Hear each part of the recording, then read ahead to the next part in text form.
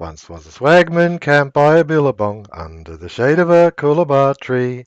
As he sat, as he watched and waited while his billy boiled, who'll come a waltzing Matilda with me? Good morning, ladies and gentlemen. This is Arnie Lukes at the Crossroads. Another interesting day, another interesting forum. And I'd like to welcome our panelists to the forum today. Betty Lukes from Adelaide. Welcome, Betty. Thank you, Arnie. Good morning. And Wallace Klinck from Canada. Welcome, Wallace. Oh, hi, both of you. I'm very happy to be with you again. No worries. Thank you, Wallace. And our weather, we're getting a little bit of rain and it's a little bit cooler, so the heat is going, but it's not minus 29. Hang on, I'll bring you up, Wally. There you go. Uh, Say again. it's going to be 31 or even 32 or 3 in a couple of days, I believe. It's really warmed up here. I was just down to Calgary for a family reunion, and we drove up. When I came back, there was a certain amount of rain for the first half of the trip, which is about 180 miles, and for the last part it was okay. But when I got home to Sherwood Park and started east toward the actual town, or I guess city you'd call it now, it rained like you wouldn't believe. I couldn't see a thing. The wipers wouldn't handle it. The traffic practically came to a standstill. Nobody could see where they were going. And yet when I got home to my condo, it was absolutely dry. So Mm, there you go. It's all over the place. In 0104, January 2004, we were having a reconstruction going on in a refinery I was working at, and we had 3 weeks of 47 degrees, 47 C, 3 weeks of that, and everyone was going bunter, and I mean bunter. They were going nuts because the heat was so oppressive. So, yes, and this is only 800 k's, 500 mile from where I live now, and it was 47 degrees. So we certainly do live in extremes at times. Rain, I mean the poem, what is it? The droughts and flooding rains. You know, the sunburnt country. So it's fascinating, this world that we live in, and it's dynamic. We've got to roll with the punches and wrestle with the climate as it just moves around because that's what the climate does. Now, resolution, not revolution. Individuals working in association. That's our topic for today, and it's a fascinating topic. We've already had a pre-discussion, and I'm not going to take anything away from the floor. I'm going to give it straight to Betty. Thank you, Arnie. Well, I want to lay some groundwork for this because it's important. And I do mention two people who have influenced me on the psychological aspect of all this. And of course, that's Jordan Peterson and Ian McGilchrist. But looking back on social credit material of 50 to 70 years ago, I'm amazed at how the group of social creditors understood the nature of the psychological battle that the Western world has been in and is still in. And Jordan Peterson, as an example, Jordan Peterson, he speaks of the importance of the pyramidal structure, the hierarchy. Well, Douglas dealt with that matter many years ago. He died in 1952, so it would be quite a while ago that he dealt with it. And it all depends on your belief system, really, what you believe, your body of beliefs. And he pointed out that the British policy was the decentralization and division of power, political power. And in that sense, I'm not sure. I think that Jordan Peterson might be coming to that realization now himself, but certainly it was understood.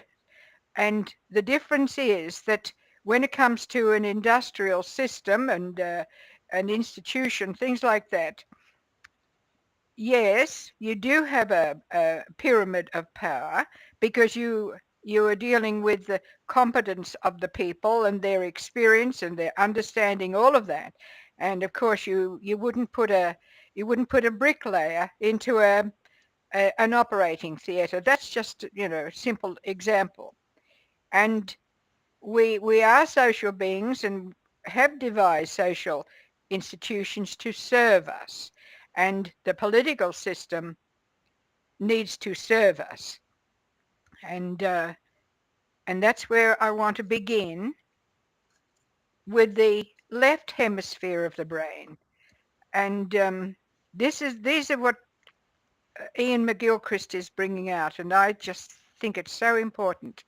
He points out that the left hemisphere of the brain, he sees it as dominating our world today, and the left hemisphere is competitive and and it's primarily motivated towards power. It exerts power through organized systems of control, and it has a will to power that was seen in the 18th century development and greater forms of bureaucracy and economic control. It has a love of accountancy and numbers, and is part and parcel of its calculating and divisive strategy. And there is more to it, but that's just a beginning. And I'm reminded of what Douglas said in the internationalist idea, that it would be an absolute disaster to put bankers in charge of reorganizing this world, because they were numbers men. They thought in numbers. And what about the right hemisphere? Well, we'll talk about that later.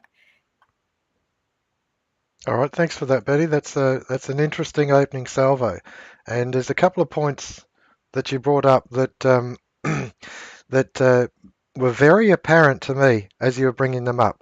You don't put a bricklayer in an operating theatre. Now, you can't say that people are equal. It's an absurd statement. People are equal.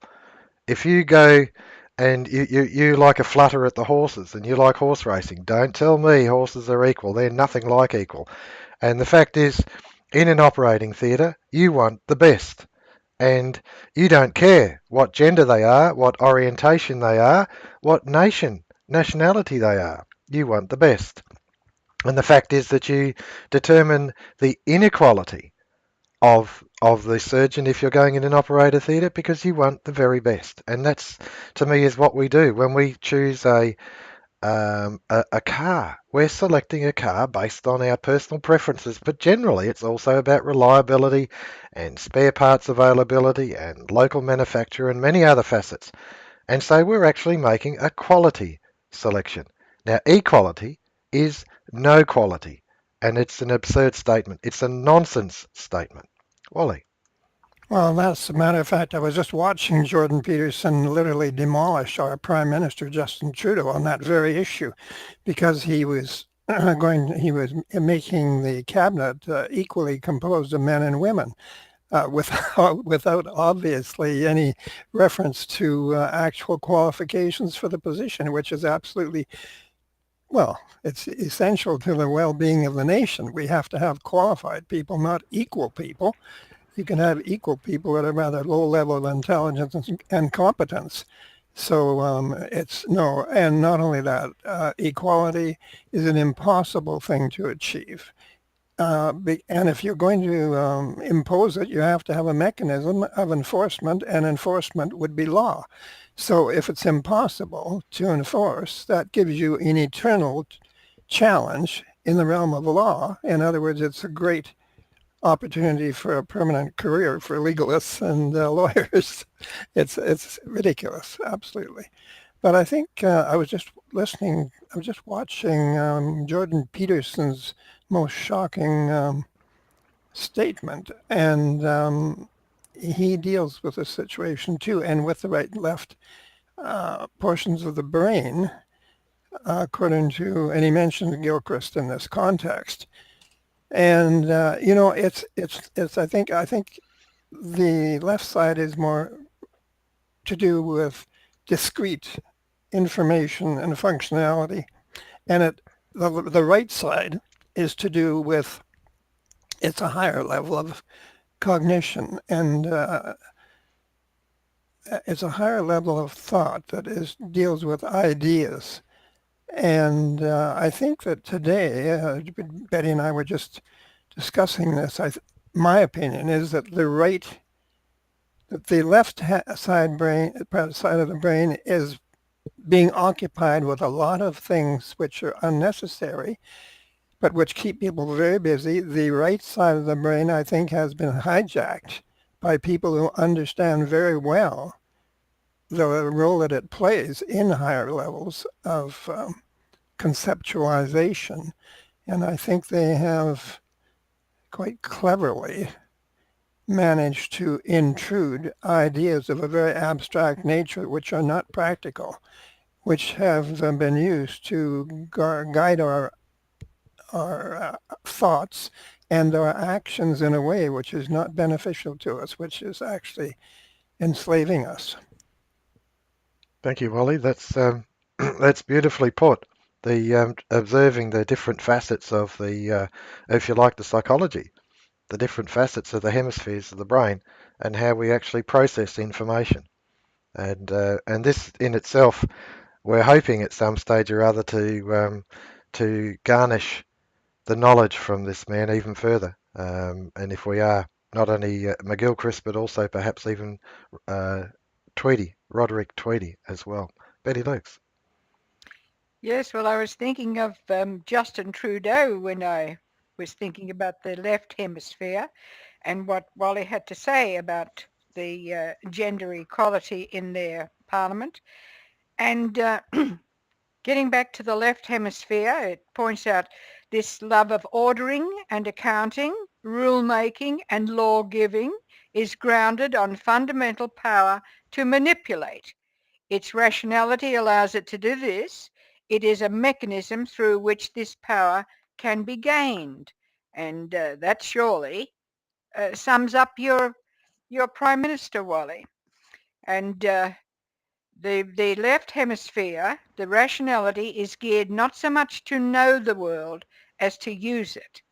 The left hemisphere must conceive of society as an aggregate of individuals seen as equal but inert units. And that surely sums up what the socialists and ones like Trudeau are doing. We come to the right hemisphere, and that's quite different. The right hemisphere of the brain sees life as it's seamless, it's constantly changing, and it is interconnected. Its attention is broad, sustained, it is vigilant, and pays a vigilant attention to the world. The right hemisphere sees the bigger picture, sees more, is more in touch with reality. And I have to say that as I've been going back over social credit material in the social creditor, I am amazed at just how these things were understood by these early social creditors. They may not have used the same terminology. In fact, when they spoke of psychology, they called a lot of what the psychologists had to say as jargon. But that's 60, 70 years ago. And of course, Peterson has pointed out that psychology has advanced tremendously over the last 50 years. The right hemisphere can understand that individuals are unique and reciprocally bound in a network based on a host of things that could never be rationalized. And of course, the social creditors and myself included, put that as there needs to be mutual love and cooperation for a society to function properly. Human beings are about creating something much greater than the sum of its parts, and that is a society. And that society has no meaning apart from them, but neither do they apart from the society. And I see that as important to understand. Thank you, Betty, for bringing these up. It's certainly placing some vivid thoughts in my mind about how I've found expression over my life, and I've found it in some of the projects that I've immersed myself in. Um, okay, you're seeing a new project, and that is this forum is a new project, and it's an opportunity for expression. And I'm very fortunate to have these opportunities. I've had previous opportunities in my life. One of them was to construct homes. I've built two homes, over the years. And my first home was modest, 3 bedroom, 4 bedroom. We converted to 4 bedroom, and it was a bungalow, and it did the job.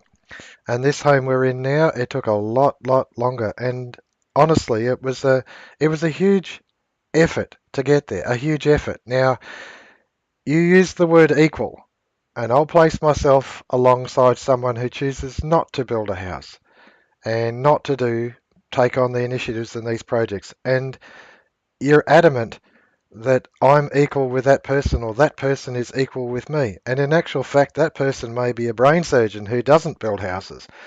We are not equal. We are completely different and we are unique. And the fact is, in order for us to be equal, what are you going to cut one arm off and one foot off? In order for us to be equal, it's a form of madness. It's a nonsense statement. Wally. I guess that goes back to the Greek mythology and the was it the Procrustean bed where they cut the legs off of the people in order to accommodate them to the bed instead of accommodating the bed to the people. And that is, of course, the foundation of tyranny, as you can see, because it wants to make people equal. I think that the Gilchrist, he's living in an era where they have obviously done some fairly scientific research into these matters. And they've actually been able to demonstrate in a scientific manner that there are differences between the two sides of the brain and the functions that they actually engage in. And so, but I think back in the earlier days, the social creditors had an intuitive conception along this line. We have a functional side to our psyche, and we also have an imaginative, speculative, explorative aspect to the personality.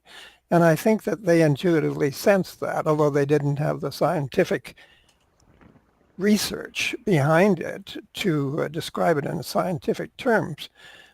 But nevertheless, having a realization of it is what is important. And I think that what has happened, we have been so burdened on the left side with minutiae and detail and mere functionalism I wouldn't say to the neglect of the right hand. I think the right hand side has actually been appropriated or hijacked by people who do understand it. And I think that they have hijacked it in a way to distort it and misdirect our normal explorative tendencies on the right-hand side. We've been brainwashed, in other words, and that has been used to manipulate us. And I think, for instance, the question of Trudeau's wanting to have equal representation, male and female, in the cabinet, it's a form of abstract utopianism. It has nothing to do with practical reality. It's a heady idea, and it's a heady idea that is used to impose certain behavior upon human beings. And obviously, the idea of equality, if you had total equality, you couldn't have a society. You have to have a society that has differentiation of personalities, capabilities, and so on, because that's what makes a functioning society. So it's, as Douglas said, the utopianist is the utopian is the greatest danger to society, because he has an idea, a concept of how society should be, and he wants to impose it upon everyone else rather than letting society evolve according to natural law. Thank you, Wally. That's beautifully put. The society evolving according to natural law. I have found expression in the projects that I've been involved in. This is individual initiative of finding expression, not someone imposing that expression on me. If I had a bloke with a stick, be the fascist in charge, forcing me to do these things, I don't think I'd find much expression in it at all. But the fact is that I have, even my non-waking hours, I'm still muttering over what we're doing here and the projects that are on our table. And my wife and I share in these, and it's beautiful because we actually complement what we're doing because she has her own projects, and it's just it's wonderful this area that we're finding expression in. And the fact is, the fascist in charge who says that we're equal, it would stifle that, would stop us from actually finding expression, and that creative expression is how we mirror God. When I say we mirror God, that spark of divinity that's within us is in this opportunity to express creativity. That's what I believe. Betty Lukes. Mm. Well, the notes that I've got now are what I've been taking from the social creditor. And of course, that goes back to 1935. So there's a wealth of material there for people to look at. And it's talking about rationality. And it points out that rationality does not understand how the uniqueness of things, especially of context, means that general rules can only be highly approximate and often are plain wrong. Actually, that's from McGilchrist's book, but a lot of what is interwoven here is from the social creditor. And I thought of that statement and thought of it was in the social creditor somewhere where William Blake, the poet, pointed out that one law for the lion and the lamb was tyranny. And I'll read that statement again from McGilchrist because that's saying the same thing. Rationality does not understand how the uniqueness of things, especially of contexts, means that general rules can only ever be highly approximate and often are plain wrong. And this whole idea that you can bring everyone down to the same quality just doesn't work. He points out that uniqueness, the quality of a thing, is not understood by the left hemisphere, and so quantity, what it can measure alone, counts in its world. And that's why it's into figures and accountancy, all of that, because of its need to collapse things to a certainty so that it understands it. False distinctions and dichotomies thrive, with an emphasis on either or rather than both and. And that either or rather than both and has to do with paradoxes. And we will discuss that as we go on, because to understand what Douglas was about when he devised or when he had that technique for the um, national dividend and the just price, he was dealing with the situation, the paradox of poverty amidst plenty in his time, and that to him was his answer.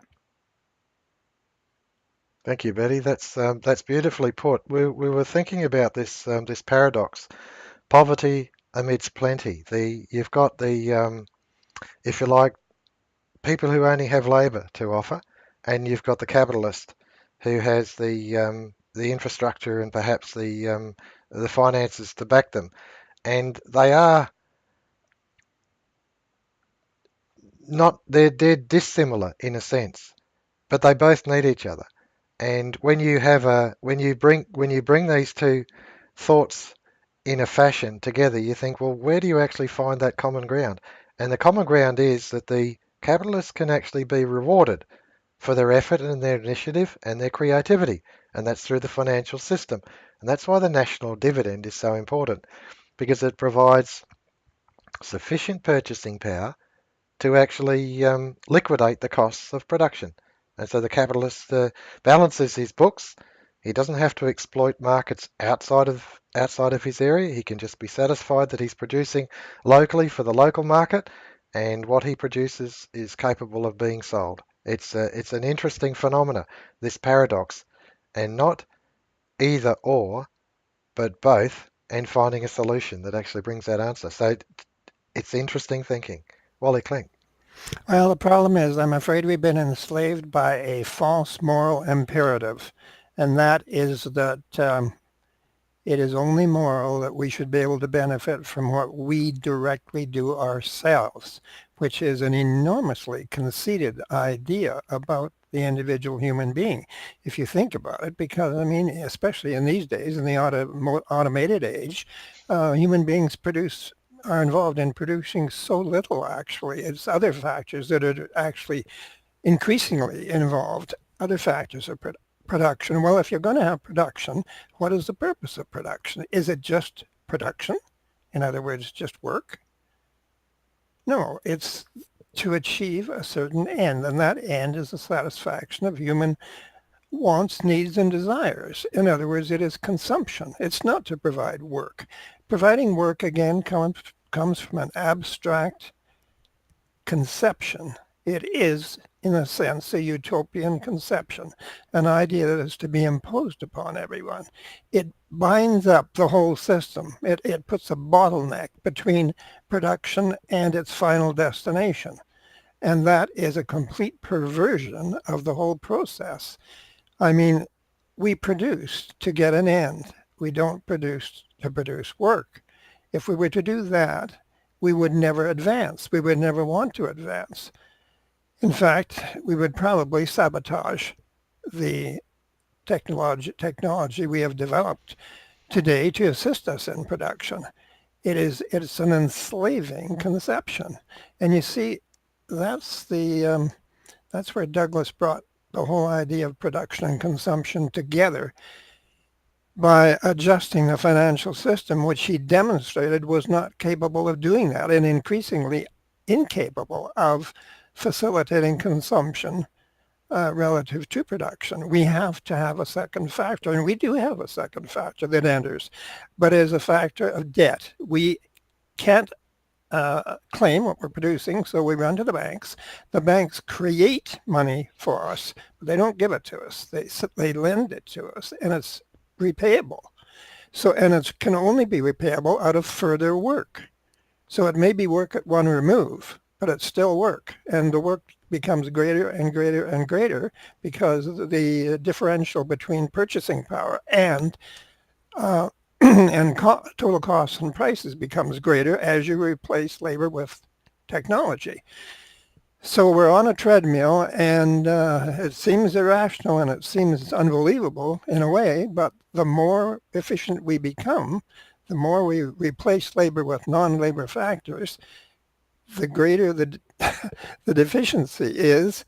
And what we do is we actually sabotage. The financial system sabotages the advances that we make in physical efficiency by forcing us to do further work instead of enjoying the benefits of what we have already done and been able to do with our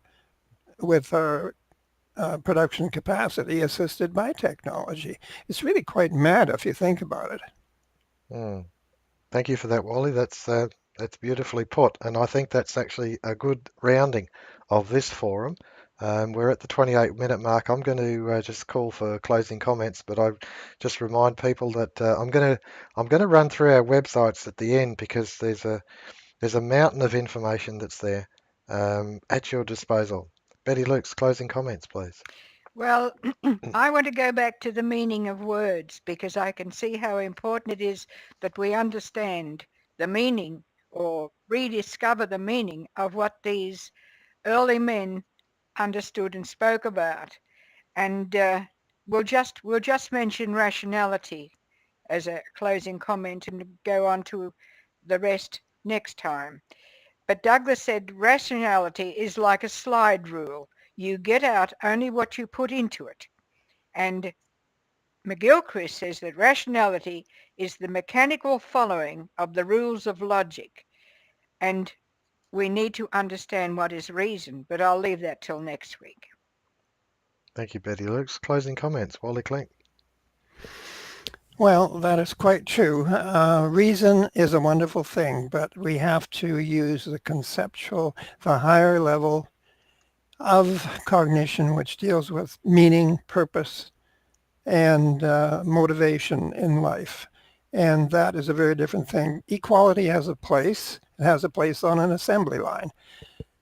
But I don't think that is the end the be-all and the end and the meaning of life for human beings. We surely were meant to think and act on a higher plane.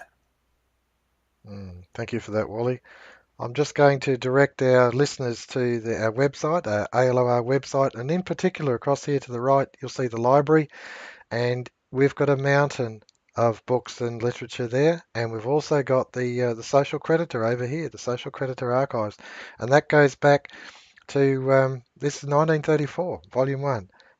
It's an absolute mountain of information. We've been able to, thanks to the help of Wally Klinck and also Francis Hutchinson in Britain, we're able to actually garnish nearly all of the copies of the social creditor and place them in a PDF form on our website. And I'll also remind our viewers of our videos that are there. A new fella that's just a new fella on the block over here on the left. I'll leave him for you to have a look at.